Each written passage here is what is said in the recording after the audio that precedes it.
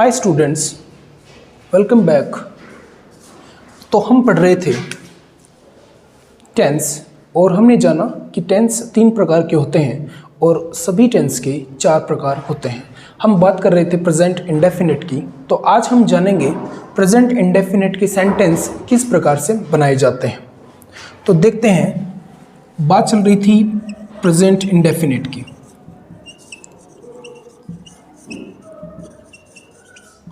Present indefinite tense हम पढ़ रहे थे, तो इसमें सबसे पहले स्ट्रक्चर देखते हैं। सबसे पहले हम बात करते हैं सेंटेंस की। एक वाक्य जो होता है वो हम कितनी प्रकार से बनाते हैं। जैसे सबसे पहले वाक्य जो होता है वो होता है अफर्मेटिव। अफर्मेटिव का मतलब होता है सकारात्मक। उसके बाद हम सेंटेंस सीखेंगे नेगेटिव। नेगेटिव सेंटेंस जो होता है, नेगेटिव का मतलब होता है नकारात्मक, जिसमें ना का सेंस हो। और फिर देखेंगे इंटेरोगेटिव।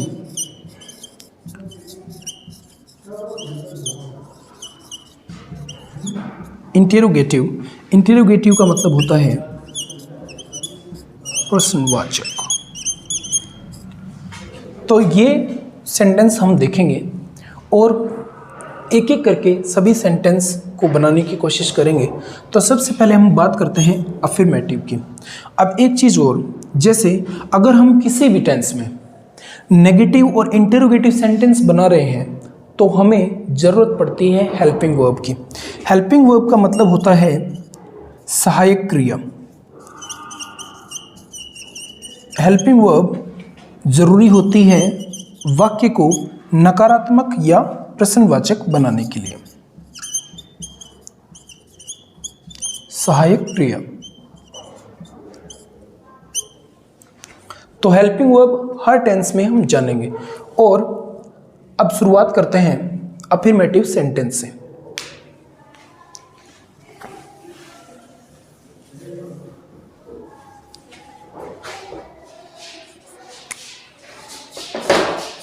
अफर्मेटिव सेंटेंस देखते हैं। सकारात्मक वाक्य, तो इसमें स्ट्रक्चर होता है सब्जेक्ट। सब्जेक्ट के साथ हम लेंगे वर्ब और इसके बाद होगा ऑब्जेक्ट। सब्जेक्ट में जैसे हमने जाना, सब्जेक्ट का मतलब होता है कर्ता, वर्ब का मतलब होता है क्रिया और ऑब्जेक्ट होता है कोई काम, कर्म। तो एक सेंटेंस देखते हैं, जैसे राम गाना गाता है। इसमें सबसे पहले सब्जेक्ट देखो राम, तो राम यहाँ पे सब्जेक्ट हुआ, राम गाना गाता है। इसमें गाना गाना ये एक तरीके से ये हो गया नाउन और वर्ब। यहाँ पे वर्ब का पता चल रहा है यहाँ से, और ये जो ता है इससे पता चल रहा है कि ये प्रेजेंट इंडेफिनिट है। तो हम इस सेंटेंस को बनाएंगे। सबसे पहले हम लिखेंगे राम। अब हमने देखा सब्जेक्ट 2 प्रकार के होते हैं, सिंगुलर और प्लूरल। अब यहाँ पे राम जो है वो है सिंगुलर, तो हम वर्ब को सिंगुलर बनाएंगे। अब गाना गाना, इसकी वर्ब होती है सिंग।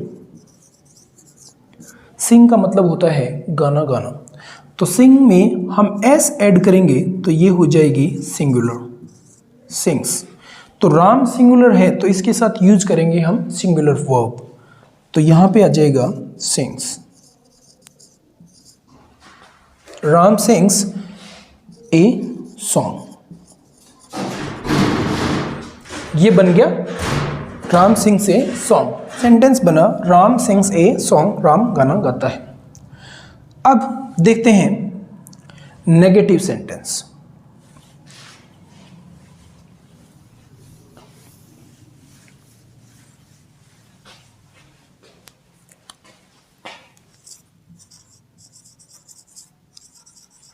नेगेटिव सेंटेंस के लिए हमें ज़रूरत पड़ेगी हेल्पिंग वर्ब की।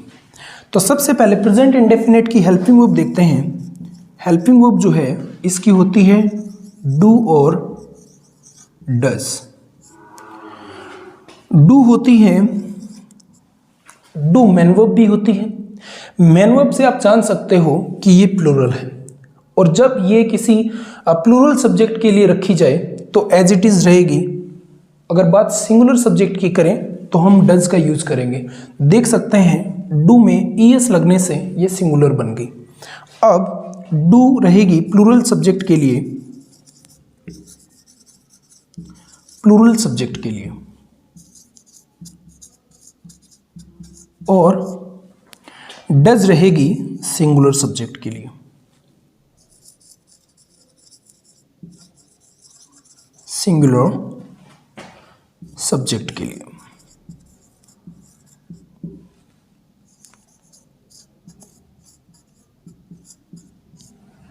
इस प्रकार से। अब अगर नेगेटिव, इंटेरोगेटिव इन दोनों की बात करें तो हमें हेल्पिंग वर्ब की जरूरत पड़ती है। अब हम नेगेटिव सेंटेंस बनाने जा रहे हैं। नेगेटिव का मतलब नकारात्मक। तो नकारात्मक वाक्य किस प्रकार से बनाए जाते हैं ध्यान से देखना, एक बार में ही समझ में आ जाएगा।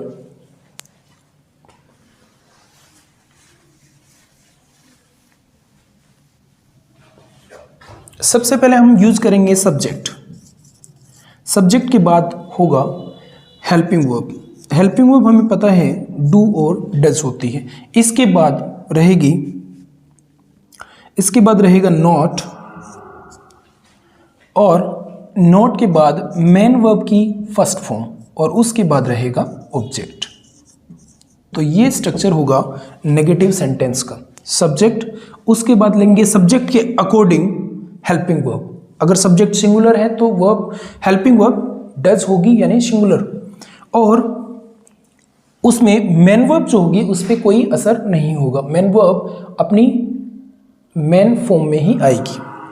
तो देखते हैं, जैसे मैं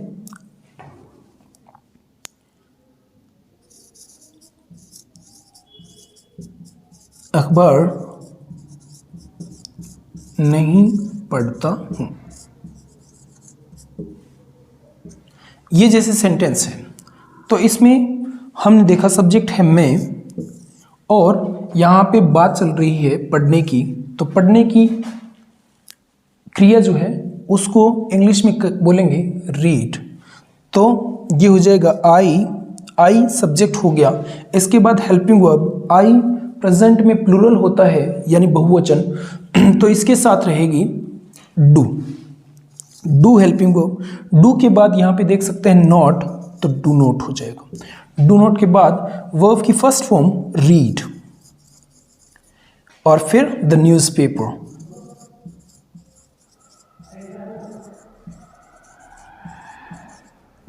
ये सेंटेंस बन गया I do not read the newspaper. तो इस प्रकार से नेगेटिव सेंटेंस बन जाते हैं। एक सेंटेंस और देखते हैं, जैसे राम क्रिकेट नहीं खेलता है।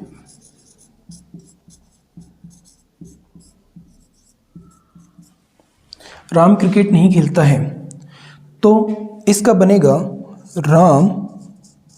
अब राम सिंगुलर सब्जेक्ट है तो इसके साथ रहेगी डज, फिर इसके बाद नॉट।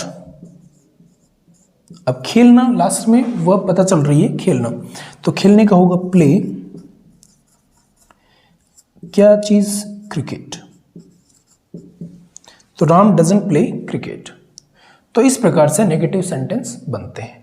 नेगेटिव सेंटेंस में हेल्पिंग वर्ब मुख्य रोल निभाती है। हमें पता होना चाहिए कि कौन सी हेल्पिंग वर्ब कब यूज करनी है। अब देखते हैं interrogative sentence.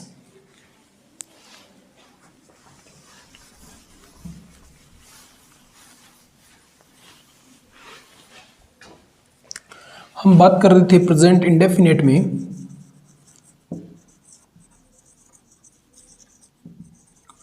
Present indefinite tense में बात चल रही थी, तो इंटेरोगेटिव सेंटेंस की बात करते हैं। इंटेरोगेटिव यानी प्रश्नवाचक। प्रश्नवाचक वाक्य।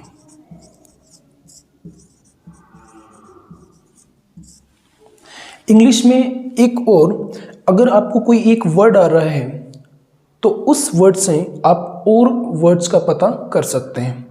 जैसे कोई भी एक शब्द जो होता है उससे बहुत सारे शब्द बन सकते हैं। जैसे यहाँ पे इंटेरोगेटिव, ये इससे इंटेरोगेशन भी बनता है, इंटेरोगेट का बनता है। इंटेरोगेट का मतलब होता है पूछताछ करना, और उसमें इंटेरोगेशन आ जाता है, पूछताछ नाउन हो जाता है। ये इंटेरोगेटिव है, ये एडजेक्टिव है, विशेषण। तो इंटेरोगेटिव सेंटेंस की बात करते हैं तो इसमें स्ट्रक्चर रहेगा।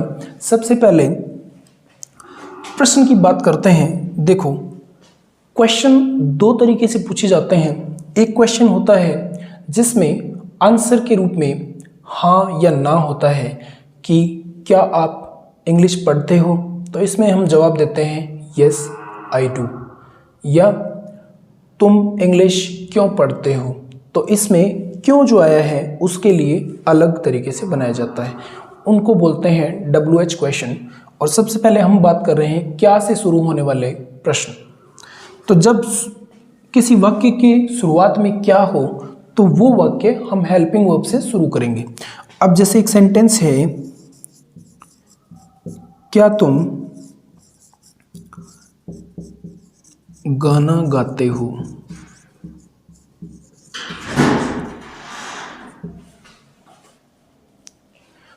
तो इसमें स्ट्रक्चर रहता है सबसे पहले हेल्पिंग वर्ब, फिर सब्जेक्ट, फिर होता है मेन वर्ब और उसके बाद ऑब्जेक्ट।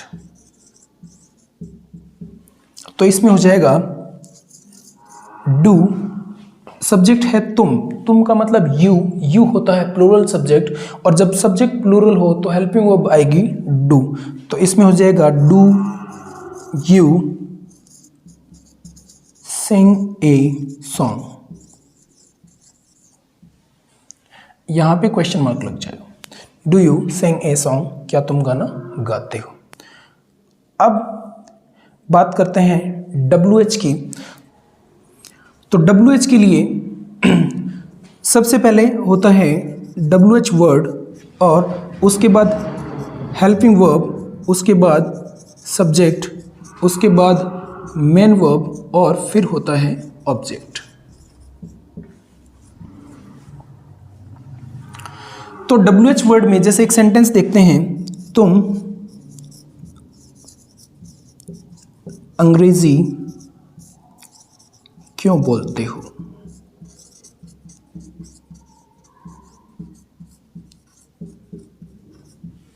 तो यहां पे सबसे पहले सब्जेक्ट देखेंगे, सब्जेक्ट है तुम, और अंग्रेजी ये हो गया ऑब्जेक्ट, क्यों ये WH वर्ड हो गया, बोलना क्रिया हो गई। तो सबसे पहले हम जो प्रश्नवाचक बनाने वाला शब्द है उसको आगे लेके आएंगे, और ये है क्यों। क्यों का इंग्लिश होता है वाई के बाद हम रखेंगे हेल्पिंग वर्ब सब्जेक्ट के अकॉर्डिंग आएगी। सब्जेक्ट है यू होता है प्लूरल सब्जेक्ट, तो हम रखेंगे डू। वाई डू यू, फिर है मेन वर्ब स्पीक, फिर ऑब्जेक्ट इंग्लिश। तो ये सेंटेंस बन गया why do you speak English. तो इस प्रकार से सेंटेंस में इंटरोगेटिव सेंटेंस बनाए जाते हैं। जैसे एक होता है यस या नो से जवाब देने वाले प्रश्नवाचक वाक्य इंटरोगेटिव सेंटेंस, और एक होते हैं जिसमें हम डिटेल से आंसर करते हैं, कब, क्यों, कैसे, कहाँ। तो उनके लिए ये स्ट्रक्चर फॉलो करता है।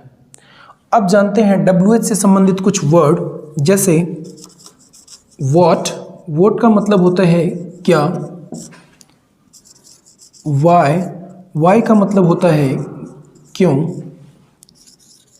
वेन का मतलब होता है कब, वेयर का मतलब होता है कहाँ,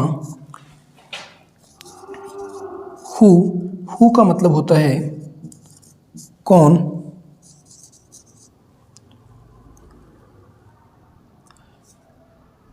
फिर इसके बाद है विच।